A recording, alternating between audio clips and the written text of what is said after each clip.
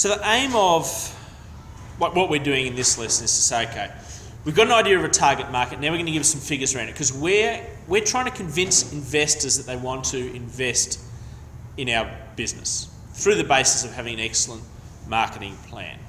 One good way around that is to try and justify your business based on some census data, some real data about what's happening in your area. So if you go to abs.gov.au and then click on Census. Now, actually, just to go back, this is not part of the thing. They have a population clock there. I always find that very interesting. So there's 24.5 million people here, and that ticks over from time to time. If you're really hard up for something to do, you can just watch the population clock for a while and see when it goes. So every 1 minute and 22 seconds, the population of Australia increases by one person. So there you go. If you're looking for something to do, thank me later. Okay, we're going to go to the census, and we want to get some data out of the census. If we go to Quick Stats, open up the data, and we go to Quick Stats, that gives us some information. Now, the first thing is that as we look at this, we notice that the 2016 data isn't in there yet. It's not far away. You might remember there was a lot of talk at the time about the fact that the website wasn't working for a period, and questions about reliability and so on. That will come in time. But if we go back to the 2011 data, we can find some information, and we have to choose a region. And this is not always easy, because sometimes regions change over time. But let's say we want to start something in the Redcliffe region. We might look at the statistical area of Redcliffe. So if we click on Go, it goes for us. Now, it shows us there's 55,990 people that live in Redcliffe, and there's a few more females than males. That in itself is probably irrelevant, but what it starts to get is a picture. Let's say you were selling lipstick. Let's say I put together a fancy lipstick that, I don't know, has odours in it or something. I've manufactured. I might be more thinking that for most people, lipstick is going to be a female product. So there I see that there's 29,000 people, 29,000 females in the area who might be a potential target for it. Then I can go into other details down the bottom. And this is what you want to do as a target market. I might be interested in people between the age of 20 and 29. I don't know, maybe I have lipstick that under the lights of a nightclub, it flashes. So that's going to be more younger people. You might be surprised to know I don't spend a lot of my evenings in nightclubs. Right, so there you go, you've got 6,000. You can say the target market in Redcliffe, there are 6,000 people, and a little more than half of them. So you can get down and say, well, I'd expect there'd be somewhere around 3,000 people in Redcliffe who might be the particular target of that product. You might go a little bit further as well. You might only be interested in single people. So the 44.5% of people who are married, you might say, well, they're perhaps not so interested in that sort of product. Might be single people, 20 to 29, who are female.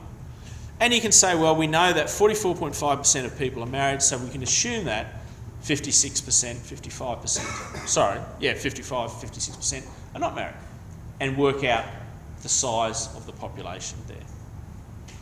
The other thing we can do, and there's other things you can go down there, right? So education, you might be interested in tertiary educated people. Country of birth, there's a whole lot of things. Religious affiliation, if there was something about your product there. Might be looking at people's employment status. You might be interested in people who are working full time. So there's a whole lot of things that you can dig in there and try to put 4 or 5 together to describe your target market and work out the size. The other thing we can do here is we can get some idea of how the market might have changed over time. So let's go back here, and we had Redcliffe State area level 3. Let's see what the area was like. It may not come up. It's got the suburb and the electoral edition. Let's see what we have if we go to 2006. Same, it doesn't have it. So what you might do if you try to get some difference in size over time, go to 2001 and say, okay, let's just look at the state electoral division. And in 2001, there were 38,000 people there. Let's go back and see what it's like in 2011.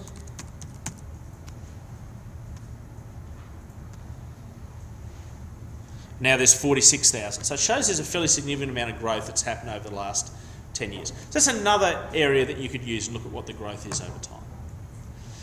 If you're doing that, I would say start at the earliest, 2001, because if the measure existed in 2001, it's likely they've kept that same measure through, but some of the newer ones may not have gone through. And you can look at that for Australia-wide too. The other thing you can do for a comparison, a lot of the time it does just compare to Australia, but you might want to say, okay, what are the stats for Queensland?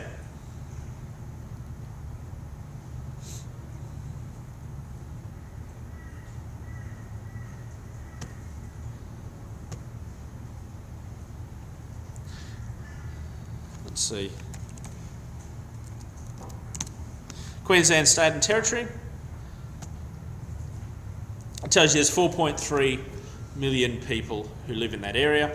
It gives you some idea about age, income as well. So you might want to say, how does Redcliffe's income compared to Queensland's income? So the median household income in Queensland is $1,235. Let's see what it is if we go back to Redcliffe.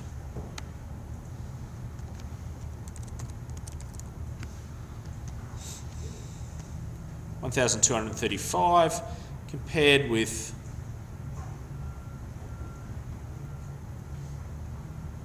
$944. So that could be a problem for you.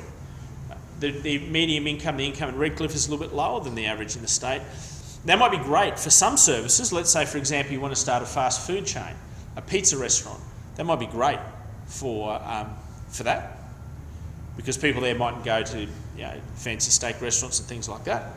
But for a luxury product like a lipstick that glows in the dark in a nightclub, that mightn't be such a good thing. It might be more of a high-end sort of. Does that make sense? Any questions or thoughts on that? I'll put that up and I'll put the links on Sector so you can go in and have a look at it. But I think it is a really powerful tool to get some data. And this is secondary data. Remember, you also need some primary data, which is probably going to be like a little customer survey that you make up and make up some results for as well.